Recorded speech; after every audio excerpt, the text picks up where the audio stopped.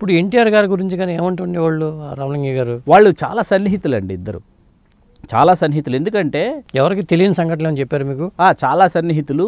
రామలింగయ్య గారు రామారావు గారు ఏంటంటే, రంగారావు గారు అంటే భయపడేవారు. ఈయన రంగారావు గారు అంటే అందరూ భయపడేవారు.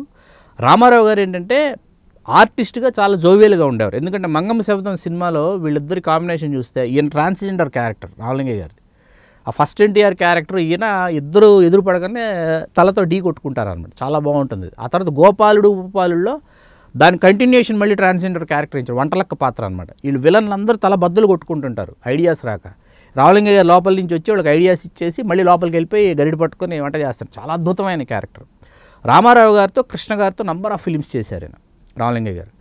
ఈ ప్రతి సినిమాకి రామారావు గారితో అసలు రామలింగయ్య గారు ఉన్నారా లేదా, ఏ పాత్ర చేస్తున్నారు అన్నది అటు రామారావు గారు ఇటు నాగేశ్వరరావు గారు అన్నపూర్ణలో ఖచ్చితంగా పాత్రలు ఉండేవి ఆయనకి. అక్కడ బ్రేక్ ఎక్కడొచ్చింది అని అనుకుంటానంటే రామలింగయ్య గారికి, అంటే రామారావు గారు కానీ నాగేశ్వరరావు గారు కానీ, ఈయన అద్భుతమైన ఆర్టిస్టు, ఈయన మన ప్రతి సినిమాలో ఈయన ఉండాలి అని వాళ్ళిద్దరూ ఎందుకు అనుకున్నారు అనుకుంటే కృష్ణార్జున యుద్ధం అండి. ఆ సినిమా బేస్. ఆ సినిమా లేకపోతే అక్కడి నుంచి, ఎందుకంటే 1957 మీకు మాయాబజార్ వస్తే 57 నాటికి స్టార్స్గా ఉన్న రామారావు గారు నాగేశ్వరరావు గారు 63కి వచ్చేటప్పటికి సూపర్ స్టార్స్ అయిపోయారు. పైగా కేవీ రెడ్డి గారు ఆఫ్టర్ మాయాబజార్ వీళ్ళిద్దరిని ఈ సినిమాలో డైరెక్ట్ చేస్తున్నారు కృష్ణార్జున యుద్ధంలో. ఈ సీరియస్ ఫిల్ము తర్వాత రామారావు గారు నాగేశ్వరరావు గారు పోటాపోటీగా నటిస్తున్న సినిమాలో రామలింగయ్య గారికి మీకు డ్యూయెట్ ఉంటుంది సురభి బాలసరస్వతి గారితో. అంచెలంచెలుగా లేని మోక్షము చాలా కష్టమే భామిని అని చెప్పి. ఈయన చిన్నముని క్యారెక్టర్, నాగేశ్వరరావు గారు అసిస్టెంట్. థియేటర్కి ప్రివ్యూ థియేటర్కి ఫ్యామిలీస్ వెళ్ళాయన్నమాట. ఆఫ్టర్ మాయాబజార్ వీళ్ళిద్దరూ కాంబినేషన్ అందరూ వెళ్తే ఈ సాంగ్కే రెస్పాన్స్, ఈ సాంగ్కి అందరూ నవ్వి పొలమారిపి కింద పడిపోతున్నారంట ఎవరైనా సరే. అంత ఎక్స్ట్రాడినరీ పెర్ఫార్మెన్స్ రామలింగయ్య గారి. అలా మీకు ఆత్మగౌరవం అని ఒక సినిమా, విశ్వనాథ్ గారి ఫస్ట్ ఫిలిం. దాంట్లో ఏంటంటే దుక్పాటి మధుసూదన్ రావు గారు స్క్రిప్ట్ ఫైనల్ అవుతున్న టైంలోనే మాకు రామలింగయ్య గారు పర్మనెంట్ ఆర్టిస్టు, ఈ క్యారెక్టర్ మీరు రామలింగయ్య గారి చేత వేయిస్తున్నారని విశ్వనాథ్ గారికి చెప్పేశారంట. ఎక్స్ట్రాడినరీ క్యారెక్టర్ అయింది త్రూఅవుట్ ఫిల్మ్ అనమాట. ఆ టైంలో విశ్వనాథ్ గారికి ఏంటి మనసులో ముద్రించుకుపోయింది, రామలింగయ్య గారు లేకుండా నా సినిమా ఉండకూడదని. మీరు వరుసగా విశ్వనాథ్ గారి సినిమాలు, శంకరాభరణంలో కూడా అంతే కదా. శంకరాభరణం 79, 80s అండి.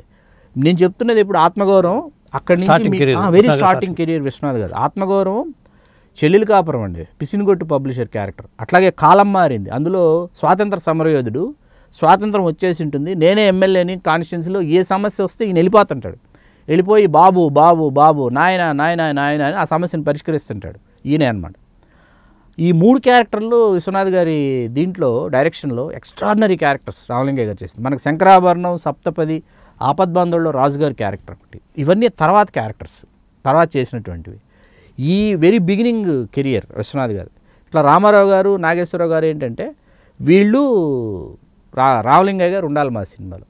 వరకట్నం టైంలో ఫస్ట్ షాట్ మీ మీద తెస్తాను, మీరు పెద్దవారు రండి అని చెప్పి రామారావు గారు షాట్ పెట్టారంట రామలింగయ్య గారి మీద.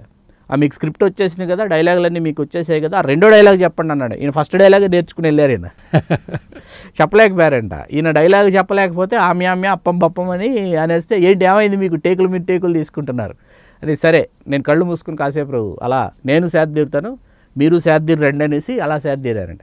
ఈయన గబగబా ఫస్ట్ డైలాగ్ స్క్రిప్ట్లో అన్నది ప్రిపేర్ అయిపోయి ఈయన చెలరేగిపోయారంట రామలింగయ్య గారు. చెలరేగిపోయిన తర్వాత అవును ఇందాక ఏమైంది మీకు, ఇప్పుడు చూడండి ఎంత బ్రహ్మాండంగా చేశారు.